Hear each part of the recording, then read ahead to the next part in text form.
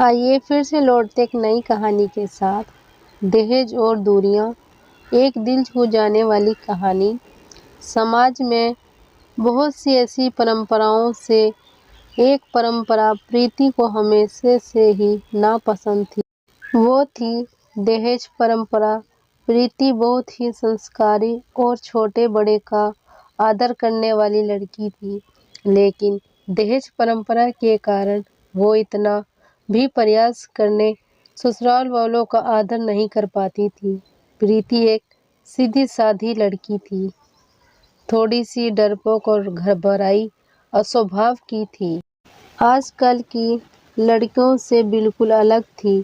उसका मानना था कि किसी पर भी अन्याय नहीं होना चाहिए और नहीं सहना चाहिए। ऐसे स्वभाव की प्रीति जब शादी करके का विचार करती है, तब उसके डरपोक स्वभाव की वजह से उसका रिश्ता टूट जाता था।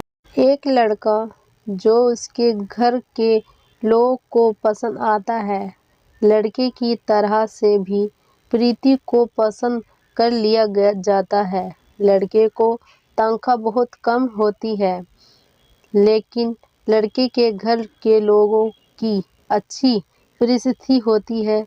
पर वो लड़के के माता पिता प्रीति के पिता से कहते हैं कि हमें घर लेने के लिए आधे पैसे आपको देने होंगे और उनको आधे हम देते हैं। शादी के 2 दिनों तरफ का खर्चा भी आपको करना होगा।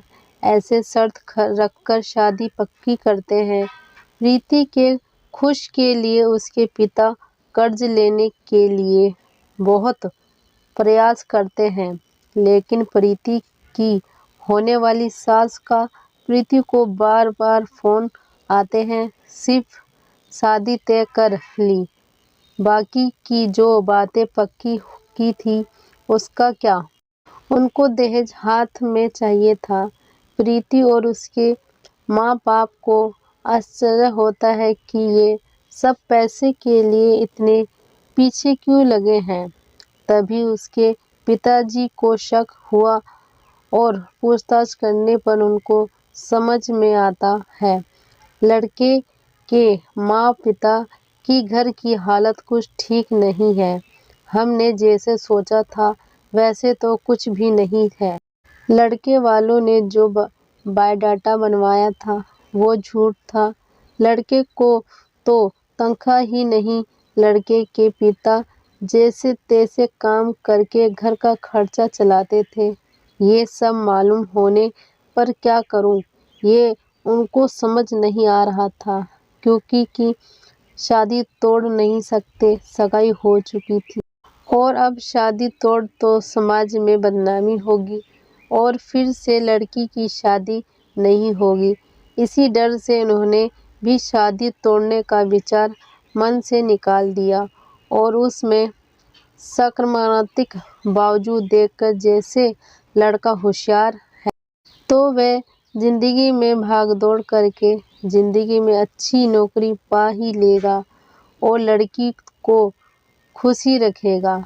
जो हमें आधे पैसे फ्लैट के लिए दिए हैं वह लड़की को ही मिलेगा। ये सब बातों का विचार किया और जैसे तय किया था वैसे ही शादी हो गई। प्रीति के पिता ने दोनों तरफ शादी का खर्च भी उठाया और लड़के के पिता को दहेज ही रकम भी दी। शादी होने के बाद लड़का होशियार होने के कारण उसे अच्छी नौकरी मिली। जब फ्लैट लेने की बात आई तो प्रीति के ससुराल वालों ने उन्हें पूरी रकम देने के बजाय 20 लाख के बजाय 5 लाख ही दिए। खुद के पैसे से तो दूर उसके पिता ने दिए हुए पूरे पैसे भी उन्हें दिए ही नहीं और घर आने पर प्रीति के पिताजी ने दिए हुए पैसों का ब्याज भी खुद के पास रखा है। ये सब बातें तो प्रीति को काट रही थी। उसने ये सब बातों का प्रश्न पूछने का बहुत प्रयास किया, लेकिन उसे उत्तर नहीं मिला। प्रीति डरपोक जरूर थी, लेकिन अन्याय सहने वाली नहीं थी। उसने हर समय सवाल और जवाब का हिसाब मांगने की अपेक्षा न होने के कारण उसे ससुराल वालों के लिए जरा सा भी आदर उसके मन में नहीं था। जैसे जैसे समय बीता वैसे उसने अपने ससुराल वालों से संबंध तोड़ दिया। वह घर आते तब वो उनसे अच्छे से बर्ताव करती थी, लेकिन कभी भी मन से उनका कुछ भी काम नहीं करती थी। और वह जब गांव में रहते थे तब कुछ भी होता था तो वह पूछना तक जरूरी नहीं समझती थी। पर उसके ससुराल वालों को इसका कोई फर्क नहीं पड़ता था।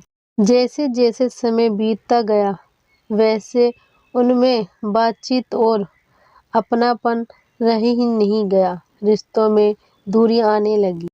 सच में दहेज के कारण रिश्ते टूटते हैं तो दहेज लेना कहाँ तक सही है। हालात तुम्हारे खराब हैं इसलिए लड़की वालों से पैसे लेना कहाँ तक अच्छी बात है। लड़की के माँ बाप भी उसे सिखाते हैं और बड़ा करते हैं। और लड़की दूसरे के घर जाकर उनके घर के लिए जिंदगी भर मेहनत करती है। उसके माँ बाप की उससे कोई भी अपेक्षा नहीं होती। ऐसे सभी विचार प्रीति के मन में हमेशा घर कर जाते थे। वीडियो अच्छी लगी हो तो लाइक करना, शेयर करना, सब्सक्राइब करना, कमेंट करके ज़रूर बताना। धन्यवाद।